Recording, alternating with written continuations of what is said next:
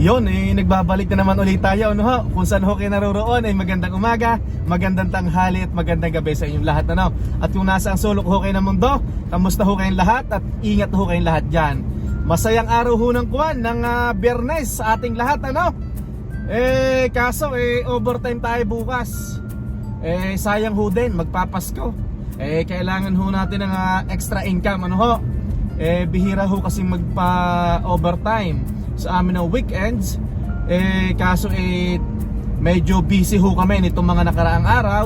Tapos parating na ho yung holiday season ho natin, itong papalapit ho na Kapaskuhan, ano?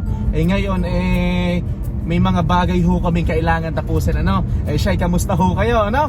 At ako ho'y masayang masaya ngayong araw na ito. At ito ho'y masasabi ko na maagang papasko sa akin ni Lord, ano po? At ako ho ay tuwan-tuwa.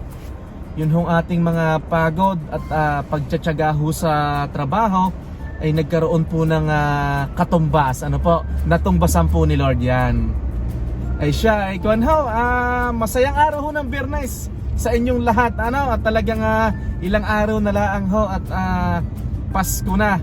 Ay kayo ho ba'y nakapamili na ng regalo? Kami ho'y hindi pa dahil busy nga ho din si mahal na Reyna sa trabaho. Tapos ako'y busy din, ano ho?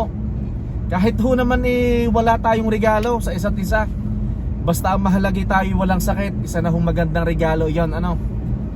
Hindi ho mahalaga kung mahal o mura yung ibibigay nating mga regalo sa mga kaibigan at mahal natin sa buhay, ano? Ang mahalaga ho, naaalala natin sila, ano? Yan. Ito ho ngayon ang itsura ng Edmonton, Alberta. Negative 12 yata ngayon. Ay ito, pauwi na ho tayo sa bahay. Mamaya ho tayo maghuntahan pagdating ho natin sa bahay. At gusto ko muna hong basahin yung mga comment nyo. At hihiramin ko ang cellphone ng mahal na Reyna. Malamig ho ngayon.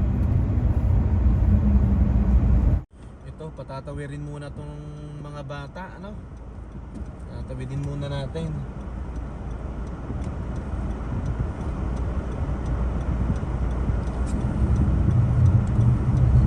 Okay, pinatawid na natin.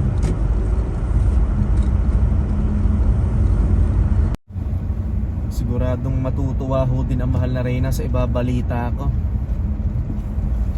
Maraming salamat ho, Lord.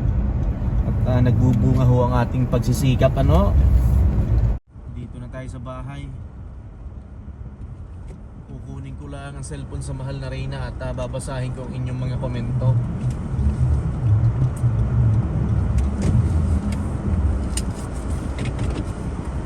Saglit lang ho at kukunin ko lang ang cellphone sa mahal na Reyna at dito na lang ako magbablog sa sasakyan.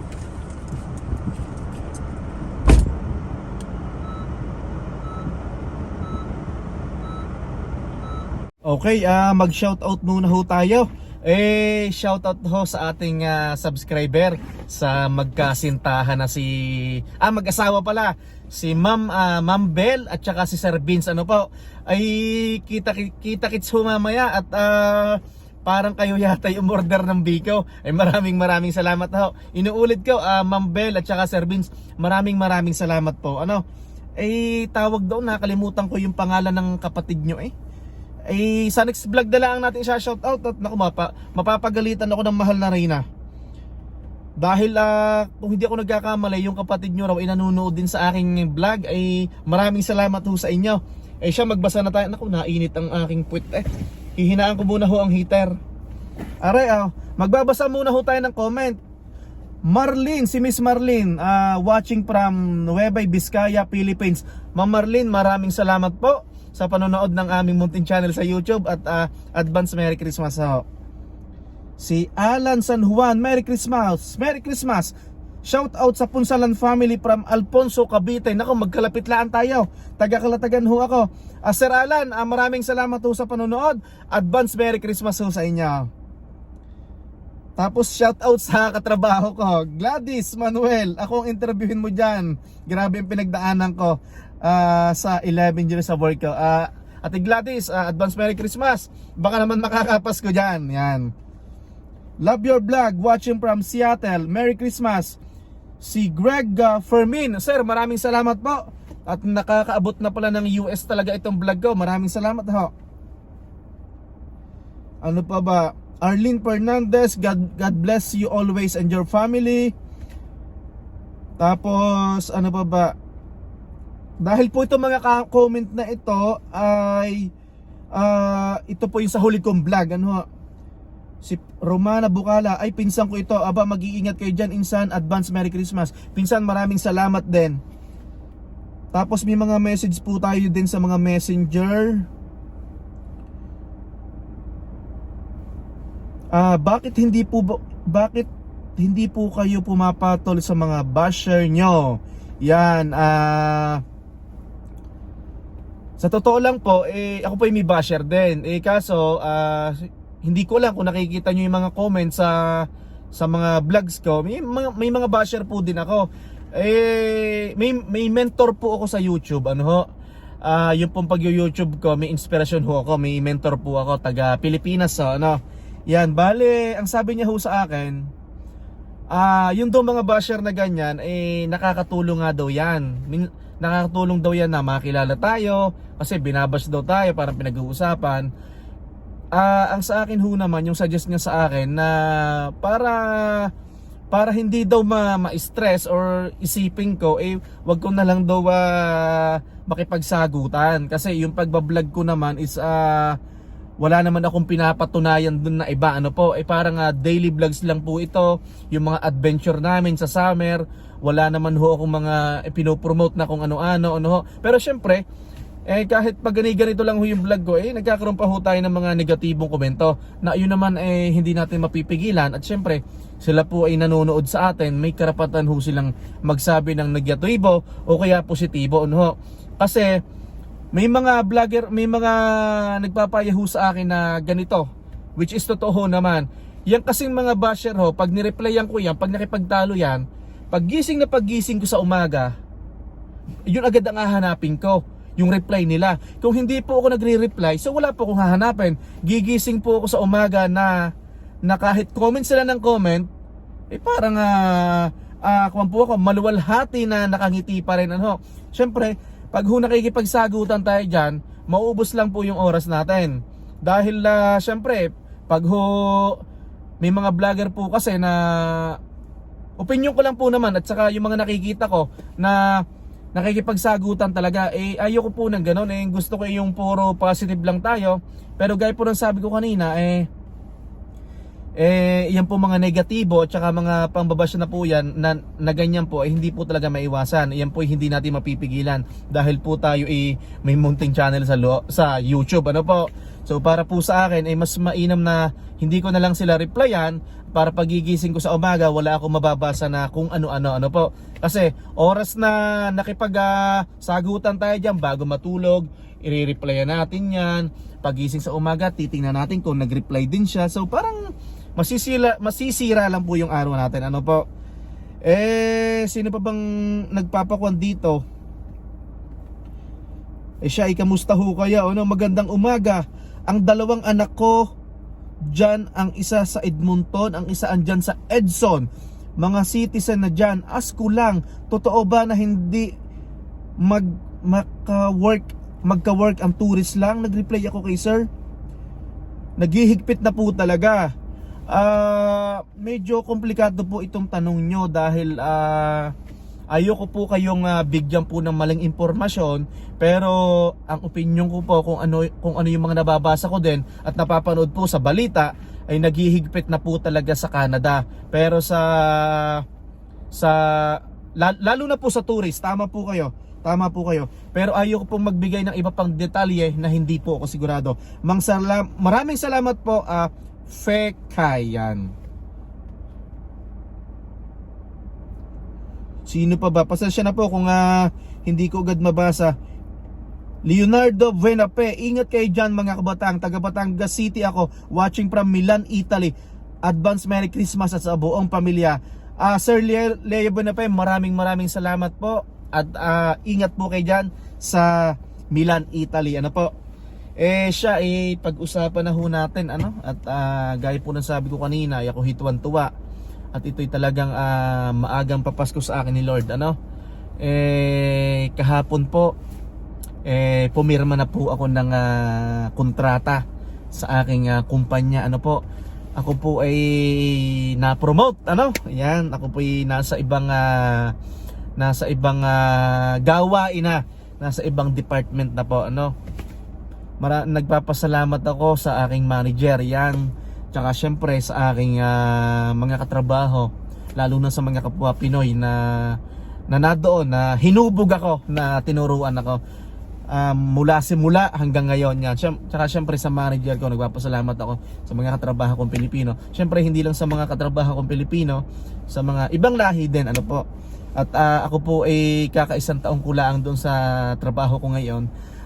Ako po ay na-promote, pumirma na po ako ng kontrata.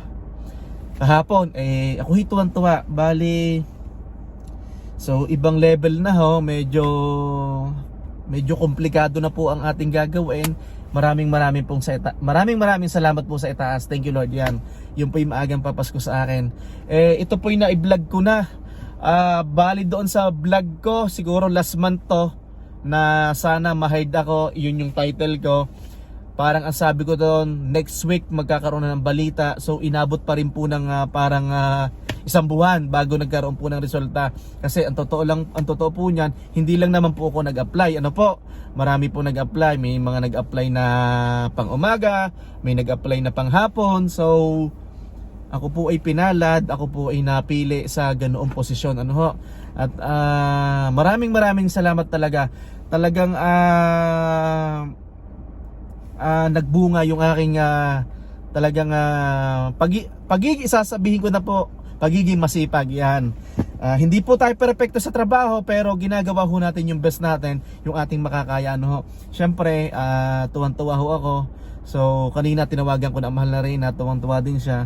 Syempre alam niyo naman dito sa Canada, sa buong Canada, hindi lang dito sa Edmonton, pataas ng pataas ang bilihin. So kailangan natin ng dagdag na salapi. Yan. So okay naman po.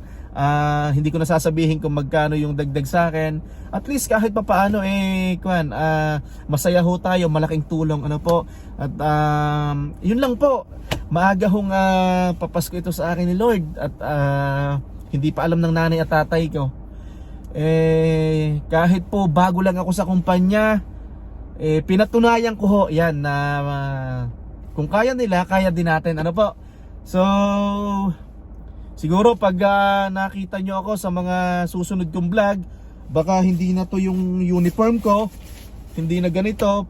Ewan natin hindi po ako sigurado kasi may iba na po akong may iba na po akong manager na naghuhubog sa akin, pero manager ko pa rin yung pinaka manager ng planta, yung pinaka manager ng production. Yan, manager ko pa rin siya pa rin yung boss ko. Pero ngayon may isang manager na din naghahawak sa akin. So yan, nag-usap kami, talagang isang oras niya akong kinausap, in-endorse niya sa akin yung mga dapat gawin yan. So masaya ako, nakatrabaho sila. Yan, yun, tuwan-tuwa ako. Yun, maraming salamat doon sa boss ko, sa production, doon sa naghubog sa akin. Yan. So akala ko dati na masungit siya, pero stricto pala siya pagdating talaga sa trabaho. Yan. Hindi ko lang kung napapanood ng video na to kasi hindi mo naman naiintindihan yung mga sinasabi ko Tagalog. Yun lang po. Pag may tiyaga talaga, may nilaga ano po. At maraming salamat po talaga sa itaas. Tsaka syempre sa inyo, sa walang sawa hong pagsubaybayan na po. So yun lang po. At kung may mga nakalimutan po ako sa mga shoutout or mga basahing comments, pasensya na po kayo. I-review ko pong mabuti. At next na vlog po natin ay atin pong aayusin ano po. At para wala po tayong makaligtaan. Ay siya, nag-iba na ho din ang oras ko ng schedule. Dati ng pasok sa trabaho, dati maaga ako nakaka-uwi, ngayon iba na po ang oras ko, medyo late na po ano. At nagbunga po yung ating mga pagsisikap. Ngayon tuwan-tuwa ho ako, pasensya na, talaga naman nakakatuwa. Siyempre, iba na ho ang posisyon natin. Hindi naman mataas yung posisyon natin, nasa tamang level lang ho, ano. Pero siyempre, may kaukulan na dagdag na kaunting sahod na malaking tulong ho sa aming pamilya, no? Sa amin ni na Utoy, ni na Mahal na Reyna, ng aking mahal na asawa. At tuwan-tuwa ho ako. Hindi ho ako makapaniwala na kakaisang taong ko pa lang sa trabaho, talagang napatunayan ko ho sa sarili ko, no? Na basta trabaho lang tayo ng trabaho, ano ho, yan. Yan, basta yung mga gagawin lang lagi natin is related lang sa trabaho, yan. Yun po ang mahalaga. So yun lang po, at hindi ho matatapos ang araw na ito na hindi ho ako nagpapaalam sa inyo. Kung saan ho kayo naroroon ay magandang umaga, magandang tanghali at magandang gabi sa inyo lahat. Hanggang sa muli po, masayang araw ng Biyernes sa ating lahat. God bless everyone at advance Merry Christmas. Bye-bye! Pasok na tayo. Next week ho, maganda ang weather natin at medyo tataas ang temperatura. Ang taas na ng snow, oh. Yun, no? Taas, oh. Yan, no? Ang sipag ng aking anak. Aba, ay baka ang hukay nito ikwan, baka ang Lolo Puldo. Pero for sure naman tinulungan ni Utoy. Yan. Oh, punong-puno ng snow. Yan ho, ang tsura ng kalangitan. Nagluto yata ang lola ng bika. Nagluto ng bika. Ano ba ito? Pampano. Itong ulam, tapos tukwat baboy. Ito, sarap pa. Ang biko nyo? Yung order? Buksan mo nga yun, pakita natin. Buksit! Makita ng mga man na nanonood. Yan, biko! Wow! Aba, mag-hi ka mo naman na rin, ah! Hindi ka mo nag-hi eh! Yeah. Yan. Tapos nalulupol daw yun, nanonood. Hello! Nanonood ako ng Epoy Journey! Yeah. Hello! Yan, nanonood lagi ang ama ng Kwan yung mga pagluluto, yung taga Batangas na nagluluto. Nasaan si Utoy? Tulog! Tulog, yan.